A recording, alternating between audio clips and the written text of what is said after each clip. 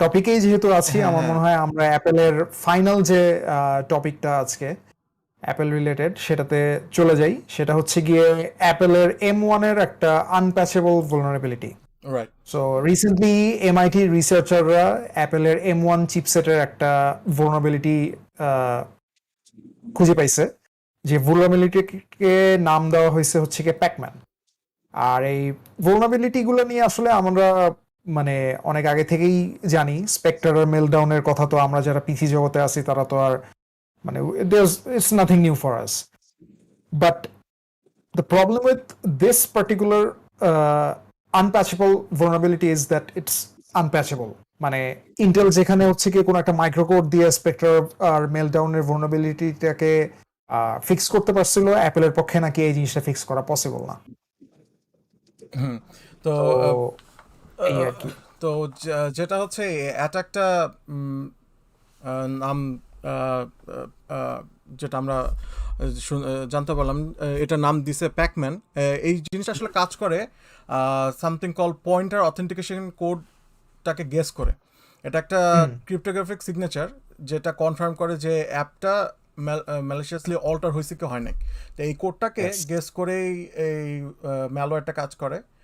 তো এখানে এই রিসার্চটা করছে এমআইটি রিসার্চারদের থেকে আসছে, তাদের কম্পিউটার সায়েন্স ডিপার্টমেন্ট থেকে এই রিসার্চটা হয়েছে। এবং এই রিসার্চটা হওয়ার পরে যেটা হচ্ছে ওরা শুধুমাত্র মানে ভয়াবহ ব্যাপারটা হচ্ছে এটা কিন্তু শুধুমাত্র M1-এর জন্যই না, এটা যে কোনো আর্ম বেসড, যেহেতু আর্ম বেসড প্রত্যেকটা সিলিকনকে অ্যাটাক করতেছে, এটা তাদের মোবাইল ফোনের ক্ষেত্রেও যেমন প্রযোজ্য, এবং ডেস্কটপ সিলিকন Yes. যেগুলো আছে M1 প্রো M1 ম্যাক্স সবগুলোর কিন্তু কিন্তু প্রযোজ্য। তো হুম। মানে সমস্যাটা কিন্তু শুধুমাত্র ছোট পরিসরে সীমাবদ্ধ না। কিন্তু মজার কথা হচ্ছে যে এই জিনিসটা জানার পরে অ্যাপল যেটা করছে সেটা হচ্ছে এমআইটি রিসার্চারদের ধন্যবাদ জানাইছে। জানানো এই পর্যন্তই অ্যাপলের আপডেট। এরপরে অ্যাপল এই মুহূর্তে আমরা কোনো নিউজ লেটার অথবা কোনো কিছু অ্যাপলের থেকে পাইনি যেটা অ্যাপল পাবলিশ করছে যে এটা কীভাবে এটাকে হ্যান্ডেল করবে, এবং এটার হুম। প্যাচ করার জন্য অ্যাপলের কোনো প্ল্যান আছে নাকি, ফিউচার প্ল্যানিং, অথবা ইউজারদেরকে কোনোভাবে সাবধান করার মতো যে কী কী কাজ করলে এখান থেকে হয়তো আহ, মানে নিজেদের ডিফেন্ড করতে পারে, এমন কোনো কিছুই কিন্তু আমরা অ্যাপল থেকে এখনো পাইনি।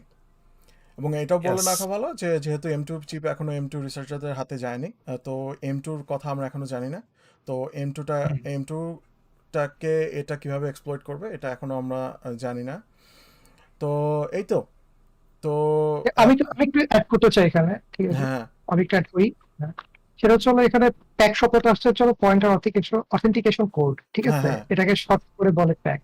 এবার আমি বলি এটা কোথায় মানে কোথা থেকে শুরু হয়েছে। মেনলি হুম হচ্ছে হলো 2020 সালে আর্ম হচ্ছে হলো ফার্স্ট ইন্ট্রোডিউস করা হচ্ছে হলো পয়েন্টার অথেন্টিকেশন। হুম হুম পয়েন্টার অথেন্টিকেশন জাস্ট একটা কিছু না, এটা একটা ক্রিপ্টোগ্রাফিক হ্যাশ বা হ্যাশ নাম্বার, যেটা হচ্ছে হলো ক্রিপ্টোগ্রাফিক ভাবে এটা হচ্ছে হলো আপনি বলতে পারেন এটা ইনক্রিপ্টেড থাকে, সেটা একমাত্র কম্পিউটার থেকে অ্যাক্সেস করা সম্ভব। এটা হচ্ছে হলো সাধারণত একটা মেমোরির একটা অ্যাড্রেসকে ডিফাইন করে।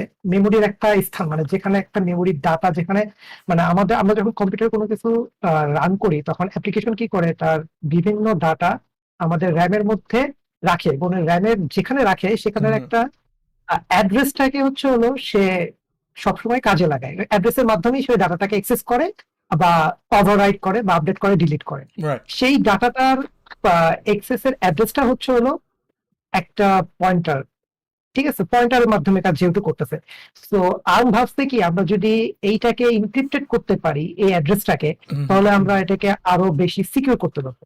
এর জন্য আর্ম হচ্ছিল 2020 বা 2021 সালে, I am not sure exactly, hmm hmm first introduce করা হচ্ছিল পয়েন্টার অথেন্টিকেশন।